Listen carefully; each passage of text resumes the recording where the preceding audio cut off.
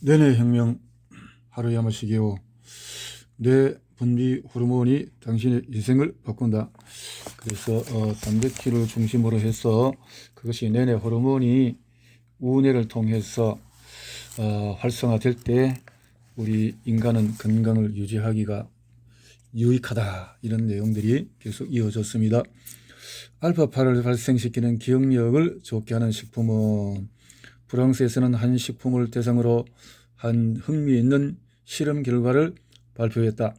북대서양 심해 1500에서 2000m 지점에서 서식하는 모르바 가디데아라는 생선의 내장에서 추출한 영양보조식품이 바로 실험 대상이었는데, 이것을 먹으면 스트레스가 줄고 뇌파가 알파파로 바뀐다는 것이다. 도표 22에 마이너스 200 부분에 있는 모르바는 심해어가 바로 그것이다. 뇌파가 알파파가 된다는 것은 뇌내모르핀이 그만큼 잘 분비된다는 것을 의미한다. 먹는 것만으로 플러스 발상이나 명상을 한 것과 동일한 효과를 얻을 수 있다는 것은 바쁜 현대인에게 더 없이 고마운 일이 아닐 수가 없다. 여기에 프랑스 국립뇌노화 방지연구소가 행한 임상실험의 개요를 간단히 소개하기로 한다. 실험 대상은 35세에서 75세에 달하는 남녀 100명이었고 실험 목적은 기억력 저하를 호소하는 사람들에게 모르바라고 하는 심해어 캡슐, 이하 모르바 캡슐이라고 한다. 이것을 투여할 경우에 일어나는 변화를 조사하는 것이다. 별도로 플라시보 그룹, 비교 대상으로 삼기 위해서 가짜 약을 먹인 그룹과 또 60일간 매일 모르바 캡슐을 투약하고 투약 전 15일째, 60일째 세 차례에 걸쳐서 기억력 테스트를 했다. 미 연구소는 그 결과를 다음과 같이 보고했다. 실험 결과 우리는 모르바 캡슐이 심리적 안정과 집중력을 증진시켜 장단 기간에 걸쳐 기억력을 개선시킨다는 결론을 내릴 수 있었다. 우리 병원에서도 모르바 캡슐을 사용해 보았다. 위염, 간염, 폐렴 환자를 대상으로 석 달 동안 매일 모르바 캡슐을 복용시킨 다음에 뇌파의 변화를 관찰했다. 그 결과 30일이 지난 다음부터 알파파가 상승하는 경향을 보이기 시작하더니 60일, 90일 기간이 지나면서 더욱 좋아졌다. 도표 23. 이것은 모르바 캡슐이라는 영양보조식품이 뇌의 에이텐 신경, 쾌감 신경을 자극시켜 기분을 전환시키는 효과를 발휘한다는 것을 의미한다. 프랑스에서 실시한 연구에서는 기억력 향상이 확인되었고 우리 병원에서 실시한 연구에서는 릴렉스 효과를 확인한 셈이다. 릴렉스. 자, 그림을 보겠습니다. 도표에서 모르바 캡슐에 의한 알파파의 변화를 보니까 투여 전과 투여 30일, 60일, 90일로 쭉 했는데 총 시간은 이렇게 돼서 클리어 레이트 스코어 토탈 쭉쭉 해서 살펴보니까 알파파가 플러스 되어진 게 2.3에서 4.5까지 올라갔네요. 11 쭉 토탈로 해서 14, 20, 34, 38까지 되어졌다라는 것이고 대상은 이렇게 했는데, 아인슈타인 박사가 연구에 몰두하고 있을 때 뇌파를 측정한 결과 계산이 잘 되고 있을 때에는 뇌파가 알파파 상태고 계산이 잘못된 순간 바로 베타파로 바뀌었다고 한다.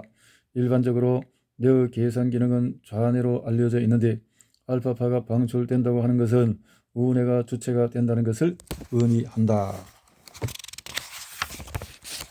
뛰어난 주산 실력의 소유자가 암산을 할 때도 뇌파는 알파파 상태를 유지한다.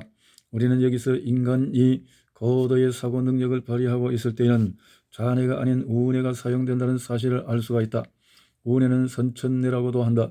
그래서 우뇌를 잘라내면 본능적인 행동을 할 수가 없다. 갓 태어난 아기가 엄마 젖을 빨 수 있는 이유는 선천뇌에 그 본능이 입력되어 있기 때문이다. 이와 비슷한 예는 얼마든지 있다. 간혹 전생에서 겪은 일을 기억하는 사람이 있는데 이건 역시 선천뇌에 담겨 있는 기억이 의식 표면에 나타난 현상의 하나라고 할 수 있다. 그러나 평상시에는 그런 기억을 끌어낼 수 없다. 그 기억은 DNA와 RNA에 새겨져 있어 쉽게 의식할 수 없기 때문이다. 하지만 내면의 자아는 모두 의식하고 있다. 그래서 이것이 본능이나 생리적인 욕구라는 형태로 나타나게 된다. 그러나 여기에서 말하는 본능적 생리적 욕구에는 원초적인 욕구뿐만 아니라 보다 높은 차원의 정보도 입력되어 있다. 그러나 이것을 이끌어낸다는 것은 그리 쉬운 일이 아니다. 하지만 명상이나 기도를 열심히 하면 나름대로 접근이 가능하다. 아인슈타인이나 뉴턴도 순간적인 번뜩임을 통해서 위대한 법칙을 발견했다. 그러나 아무리 천재적인 재능을 가지고 있는 사람이라 해도 뇌에 입력되지 않은 것이나 기억이 없는 정보는 발휘할 수가 없다. 반면에 이것은 우리 같은 보통 사람에게도 놀라운 능력이 잠재되어 있을 가능성이 있다는 것을 의미한다. 중요한 것은 우리가 그 정보를 의식적으로 감지할 수 있는가 없는가 하는 것이 문제이다.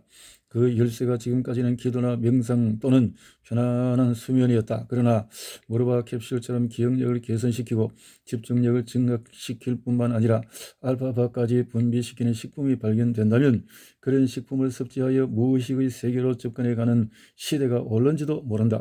현재는 베타 엔돌핀 연구회라는 곳에서 모르바 캡슐에 관해 구체적으로 연구한다고 한다. 바둑의 명인들이 대국을 할 때도 뇌파가 알파파 상태를 유지한다는 사실이 밝혀졌다. 다시 말해서 천질한 뇌파를 알파파 상태로 바꾸어 뇌네모르핀을 그만큼 쉽게 끌어내는 요령을 체득한 사람이라고 볼 수 있는 것이다. 이 말은 우리 같은 평범한 사람도 뇌네모르핀을 많이 분비하는 생활을 일상화한다면 상상할 수 없을 정도로 뛰어난 능력을 발휘할 수 있게 된다는 것을 의미한다. 뇌네모르핀은 질병에 대한 저항력을 강화시킬 뿐만 아니라 우리 자신을 천재의 영역으로 끌어올려서 행복하게 살아갈 수 있도록 도와준다. 이렇게 살아가는 사람이 늘어난다면 세상은 그만큼 평화롭고 안전하고 풍요롭게 변할 것이다. 참 악한 사람들이 통치하는 그런 세상, 공산주의라든가 독재 이런 데에서 시달리는 그런 것이 아니라면 자유 속에서 정말 제대로 된 이런 건강의 비법과 방법을 통해서 많은 건강을 누리기가 좋겠죠. 스트레스가 장기간 누적되면 어떤 현상이 나타나는가? 통풍이란 병이 있다. 요산이 체내에 일정 정도 고이면 바늘처럼 뾰족한 결정체로 변해 신경을 건드리게 되는 몹시 통증이 심한 병이다. 요산이 고인 정도가 이 병을 나타내는 지표가 된다.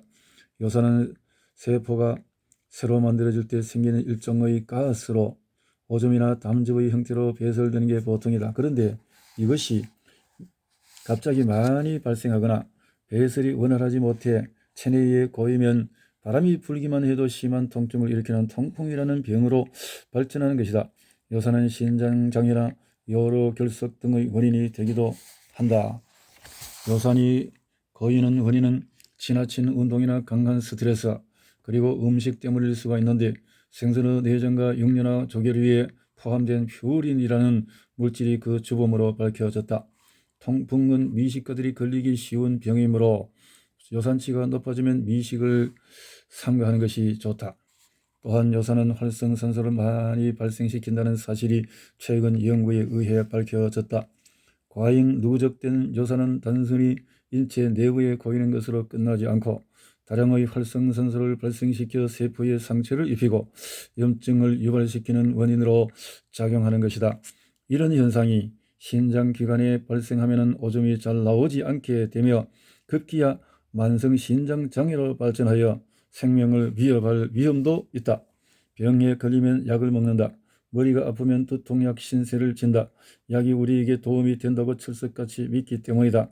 그러나 의사 입장에서 이런 말을 한다는 게 좀 거북하지만 약은 대부분 우리 몸에 독으로 작용한다고 볼 수 있다. 네, 참 정직하고 바른 내용으로 연구해서 책을 쓸 때는 이런 것을 바르게 쓰지 않으면 나중에 후대에 가서 이 책이 신뢰성을 잃게 되겠죠. 그런데 분명히 여기서 우리 하루야마 우리 선생님이 몸에 독으로 약은 작용한다라고 분명히 이렇게 정리했네요. 예를 들어 진통제를 먹었다고 하자. 그러면 진통제는 혈액 안에 들어가서 세균을 물리치는 호중구라는 백혈구를 활성화시킨다. 그러면 백혈구는 퇴치할 세균이 없는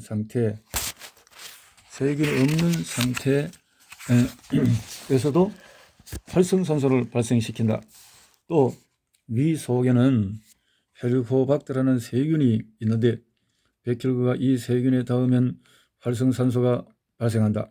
그러면 이 활성산소는 과산화 수소로 변해서 뇌 안에 있는 염분과 뒤섞여 차아염소산이라는 물질을 발생시킨다. 차아염소산이란 앞에서 인체에 해롭다고 설명한 염소가루를 말한다.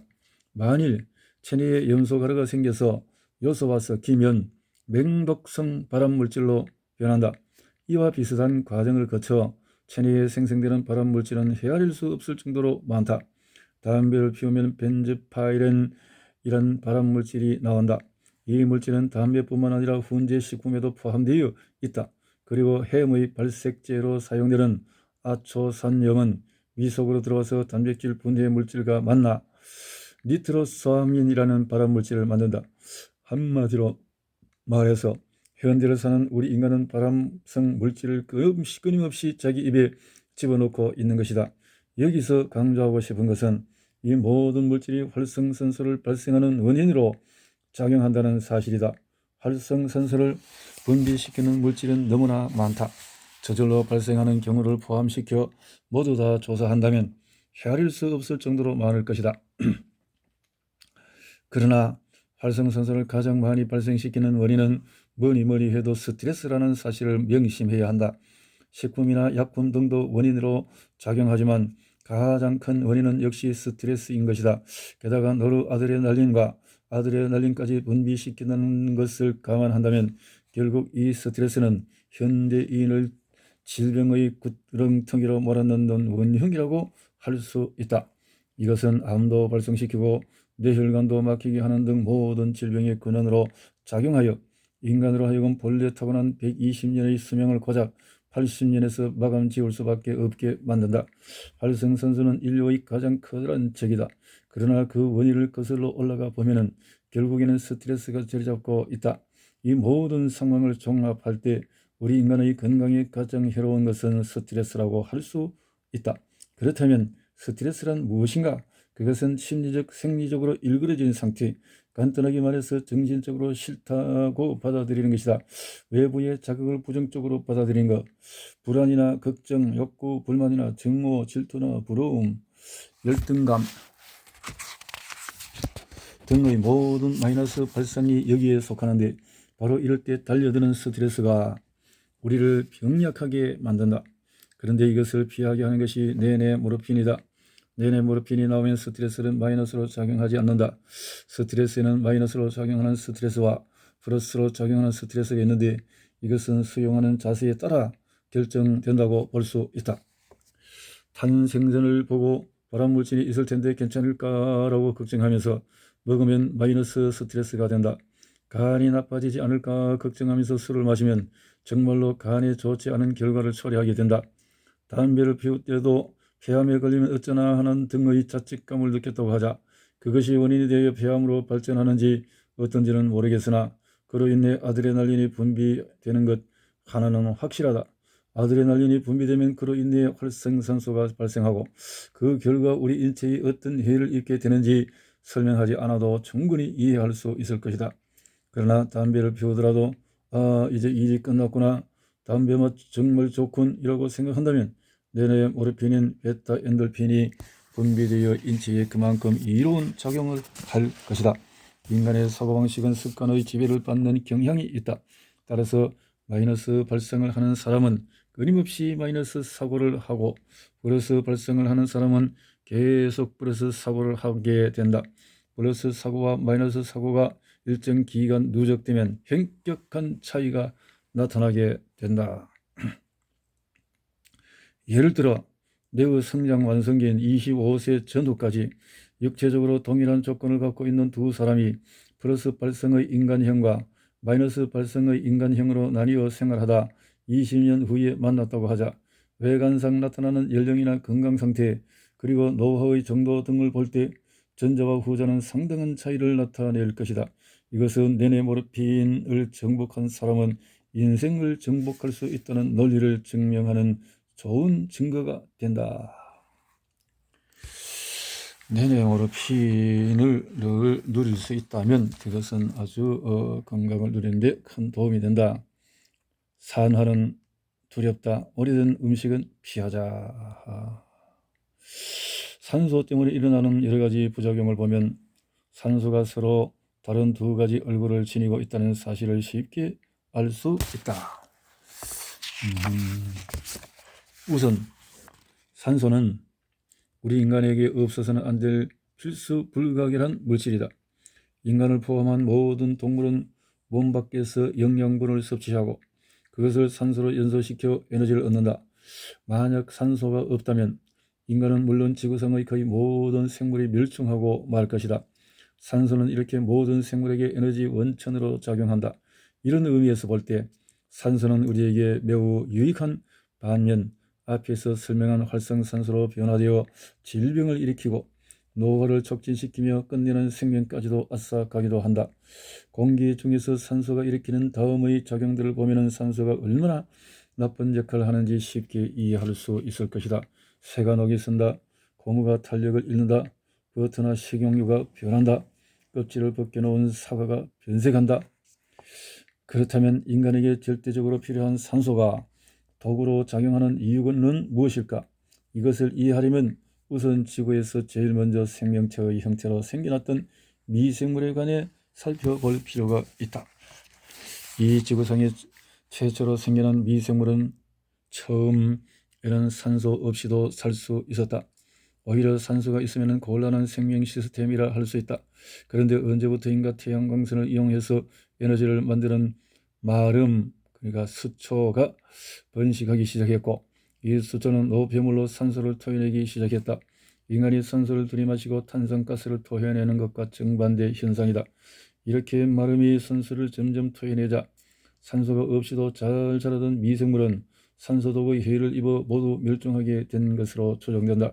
그 후에 산소를 이용하는 미생물이 나타나기 시작했다.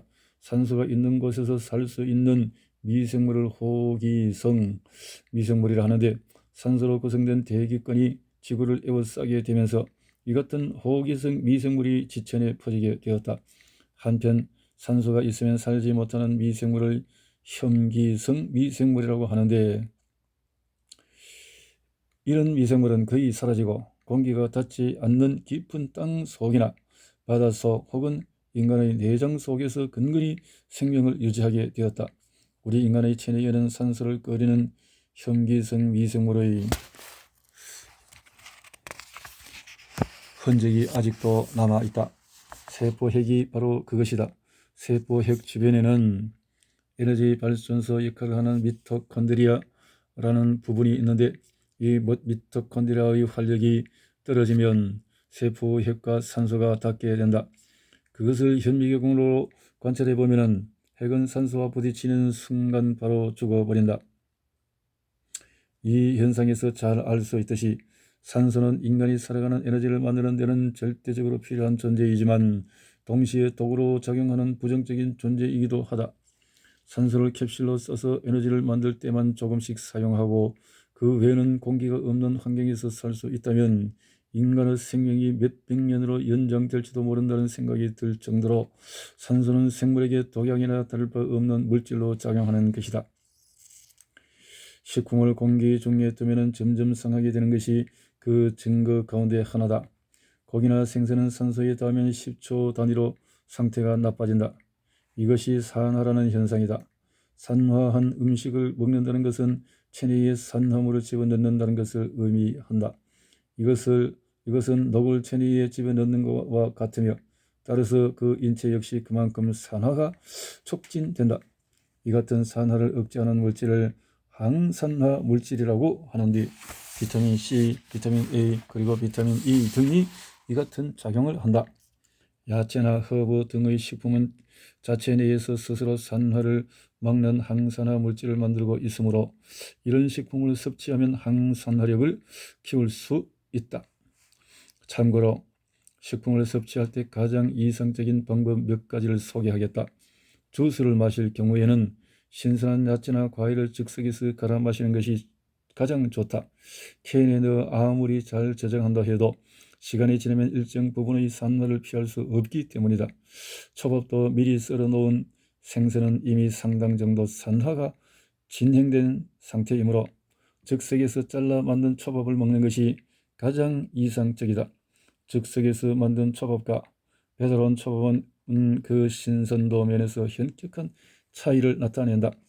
흔히 식이요법을 할 때 무엇을 먹느냐, 얼마나 먹느냐에 가장 관심을 기울이기 쉬우나 실은 그 재료가 얼마나 신선한가 하는 점에 제일 먼저 관심을 기울여야 한다. 건강을 위해서는 오래된 식품은 먹지 않는 것이 좋다. 신선도라는 관점에서 볼 때 식품 가운데서 특히 주의할 식품은 기름을 사용한 가공식품이다. 기름을 사용한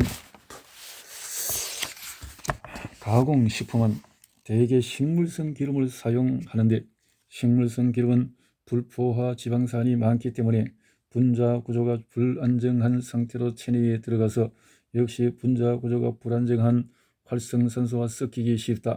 이 양자가 결합되면 가산화지질이라는 녹성분으로 변화되어 노화와 성인병의 원인으로 작용한다.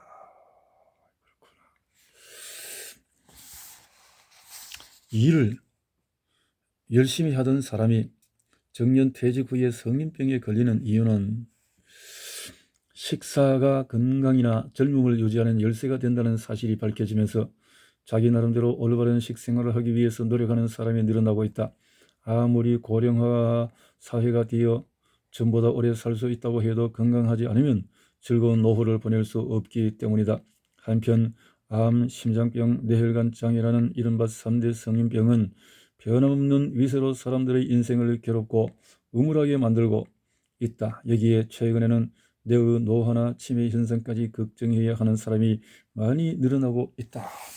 게다가 심각하게 걱정할 나이도 아닌데도 건강이 나빠져서 고생하는 사람이 역시 늘어나고 있다.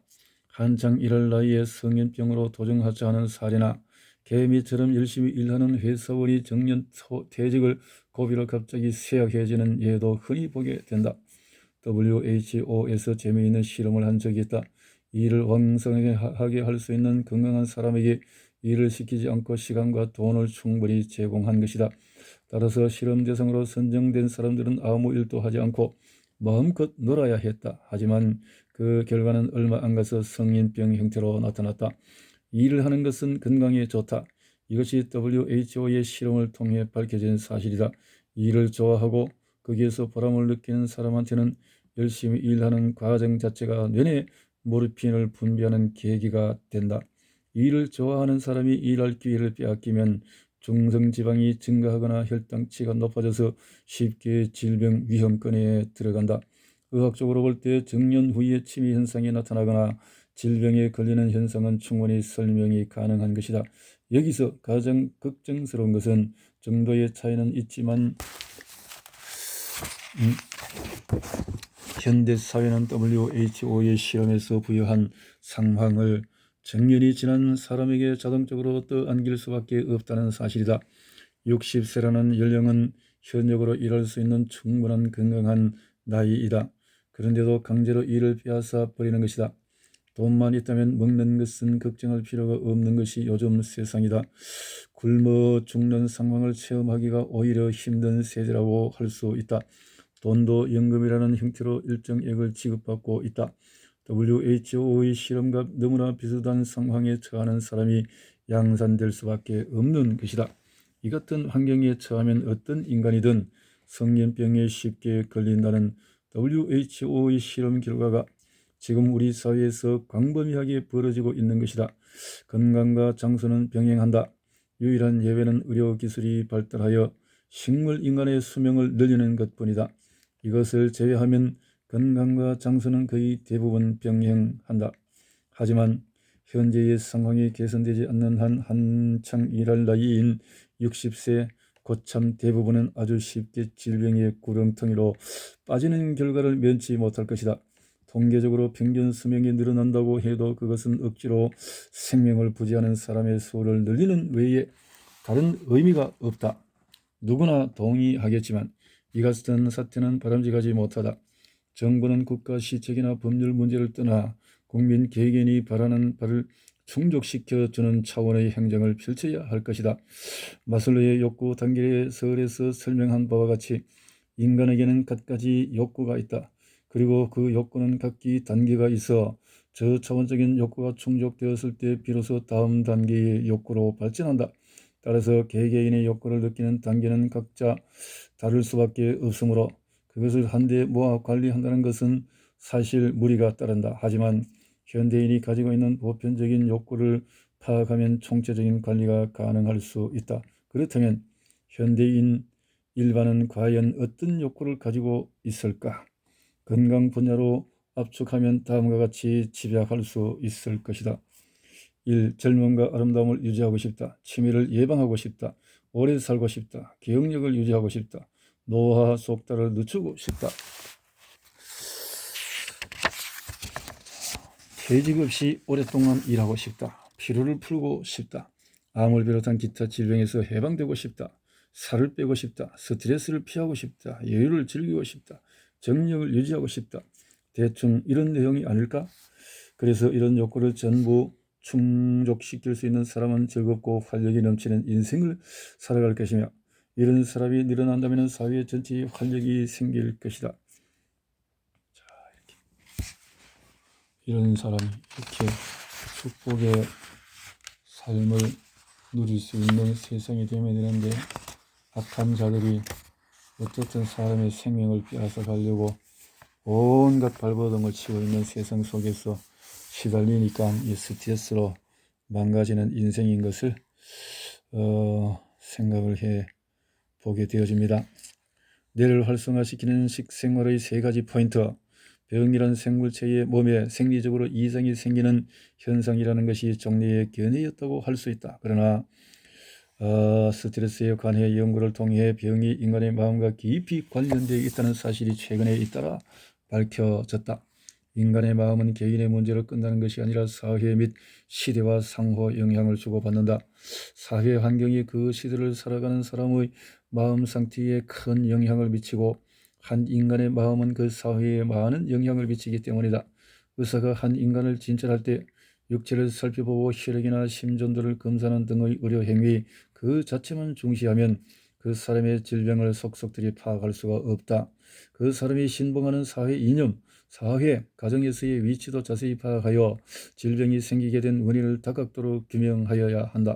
물론 의료 행위 그 자체만 충실히 하면 현재의 건강 상태는 파악할 수 있겠으나 앞으로 전개될 가능성에 대해서는 단선적인 예측밖에 할 수 없는 것이다.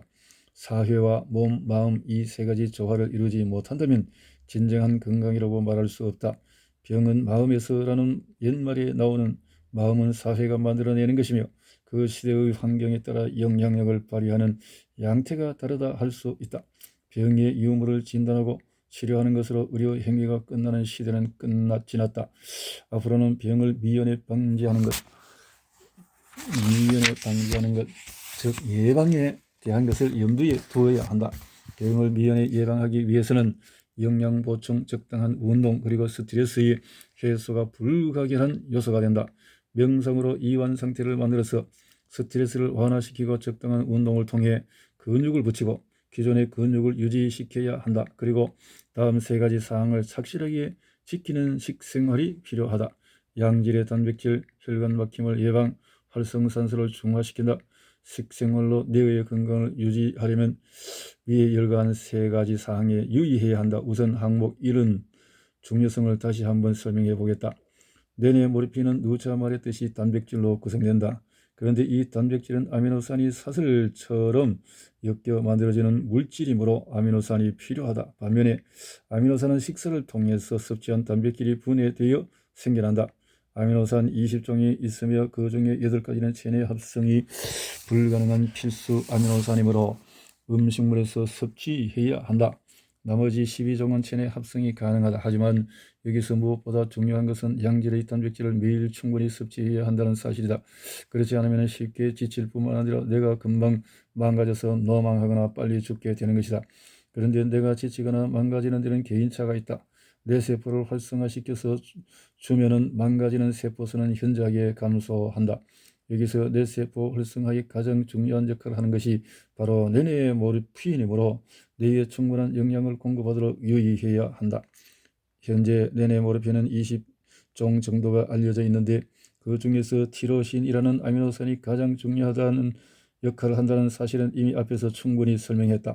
티로신은 아미노산 한 개로 이루어진 극히 단순한 물질이지만 마약 모르핀과 아주 흡사하며 그 작용도 거의 같다.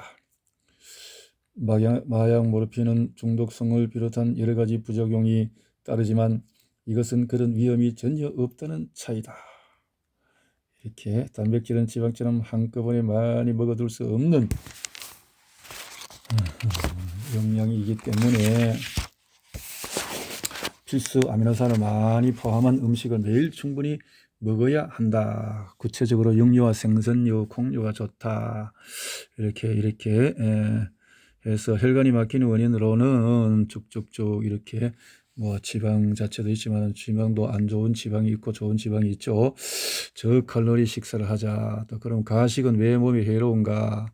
활성산소를 중화시키는 대책으로 바람직한 것은 비타민 C, A, E 이런 것을 섭취를 하자. 그리고 소두가 있는 것을 하고 또 미네랄 섭취를 잘 하자. 활성산소는 체내에서 에너지를 발생할 때 발생한다. 이것을 피할 수 있는 것은 어떻게 하면 좋을까? 저기압이 되면은 공기 중에서 다량의 활성산소가 발생해서 지병으로 시달리는 사람의 증상을 악화시키는 정도의 영향을 미친다. 원래 공기 중에는 0.2%의 활성산소가 있다. 즉 활성산소는 천재와 같은 것이어서 라이프 스타일에 따라 다소 차이가 있을지는 모르나 살아있는 한 그 해를 피할 수 없는 것이다. 따라서 그 독을 중화시키는 것은 매우 중요한 일이며 그러기 위해서는 음식의 재료와 먹는 양에 더욱 관심을 기울여야 한다. 그래서 몸을 녹슬게 하는 것은 기름, 식물성 기름을 가급적 피하면 좋다. 이제 좋은 식물과 나쁜 식물 기름이 있죠. 불포화성 지방산이 있는데 체내에 들어가면 활성산소에 결부되어서 과산화 지질이라는 일종의 녹을 만들게 된다. 이 녹이 단백질과 합쳐져서 노인성 금버섯의 노화 색소를 만든다. 그래서 지방이라는 것이 잘못 들어갔을 때에 특히 물론 불포화 지방 가운데는 인체에 절대적으로 필요한 것도 있으나 그렇죠. 평소 식생활을 통해서 충분히 섭취하고 있기 때문에 지방을 포함한 식품은 물론 드레싱이나 마요네즈 같은 형태로 기름을 과다 섭취하는 식생활은 적극적으로 피하자. 이렇게. 그래서 3장에서 핵심을 잡으면 고칼로리로 식사를 하는 단백질, 탄수화물 등 남아도는 모든 영양소가 지방으로 변한다는 사실을 알고 뇌를 위해서는 고단백질 식품이 절대로 필요하지만은 지방의 섭취가 이게 나쁜 지방, 쾌적한 수면, 식후에 흥분하게 되면은 노르아드레날린 이런 것이 또 나오고 글루카곤이라는 호르몬 분비를 촉진시켜서 혈당치를 높인다. 자, 기억력에 관여하는 뇌 속의 해마는 에이테인 신경, 쾌감 신경의 지배를 받는다. 뇌내 모르핀을 이끌어내는 신경 덩어리의 근본도 에이테인 신경이다. 산소는 플러스 전위를 가지며 수소는 마이너스 전위를 갖고 있다. 수영 자체는 건강에 좋지만은 염소에 주의를 하자. 식수로 수돗물을 그대로 마시는 것은 좋지 않다. 정수된 것이나 혹은 끓여서 마시자. 된장은 좋다. 콩을 사용한 아미노산을 섭취하자. 갓 태어난 아기가 엄마 젖을 빨 수 있는 것은 이미 뇌 안에 그러한 노하우가 입력되어 있기 때문이다. 기억은 DNA, RNA에 새겨져 있으며 평소에는 의식하지 못하지만은 자아는 늘 자각하고 있다. 이것은 본능이나 생리적 욕구라는 그 형태로 나타난다. 독성인 활성산소가 많이 발생하는 가장 큰 원인은 스트레스다. 스트레스란 신체에 가해진 심리적, 생리적 일그러짐을 말한다. 매사에 마이너스로 받아들이면 스트레스가 발생한다. 불안이나 근심, 욕구, 불만이나 증오, 질투나 부러움, 열등감 등의 마이너스 발생은 모두 스트레스의 원천이 된다. 뇌내모르핀이 분비되면 스트레스가 마이너스로 작용하는 것을 피할 수가 있다. 이 일을 즐기는 사람에게서 그것을 빼앗으면 중성지방이 증가하여 혈당치가 높아지고 곧 질병 위험 영역으로 들어서게 된다. 셀러리맨이 정년퇴직 후 치매나 성인병에 걸리게 되는 원인은 좋아하는 일로부터 소외당한 결과에서 비롯되는 경우가 많다. 뇌내모르핀을 잘 분비시킬 수 있는 식생활의 포인트는 다음 세 가지다. 양질의 단백질을 섭취한다. 혈관 막힘을 예방한다. 활성산소를 중화시킨다. 여기까지.